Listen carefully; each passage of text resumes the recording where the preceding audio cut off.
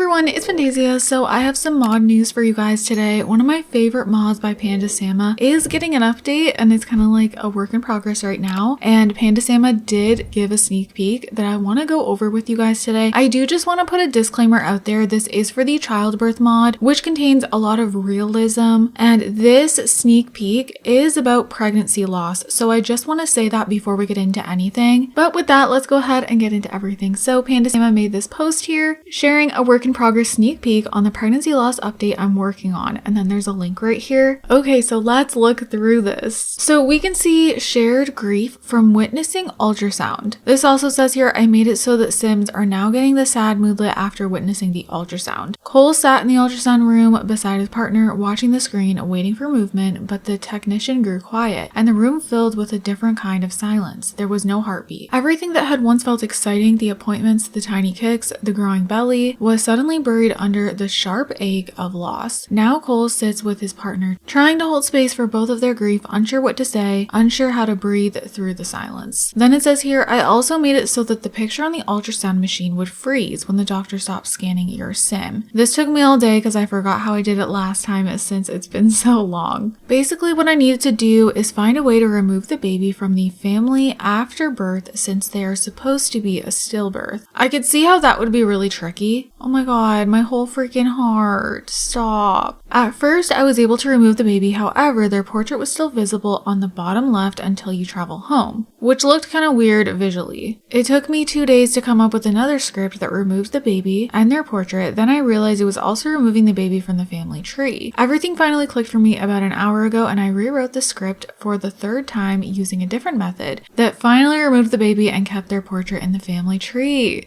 Okay, perfect. So it just flows very realistically. However, then there was another issue. Then of course, once that worked, I realized the bassinet was still clickable even though it was empty. So hopefully Panadasama can figure that out, but this is really cool that Panadasama has got this working to this extent. I'm always so blown away of how amazing Panadasama's mods are, and I feel like this is a really good update for a lot of different storylines and all that. And not to mention, a lot of people play with their sim self and they want things that have happened to them to be able to come to life and stuff, and maybe they want to do this even though it's something sad. There is a lot of players out there who would want to bring their story to life in The Sims and make everything as accurate as possible with like a sim self storyline. So that's why I think mods like this are also really nice to have. But yeah, hopefully all of this can get figured out with the bassinet issue, but the fact that now the baby will still show in the family tree, that's all working. That's really great. But you guys, I want to know what you guys think for the little sneak peek for the pregnancy loss update. I don't know when this update's coming, but whenever it is out, I will definitely do a video. So with that, you guys, I'm gonna go ahead and wrap this up here. I hope you all enjoyed. I hope you guys are having an amazing day, and I'll see you all in my next video.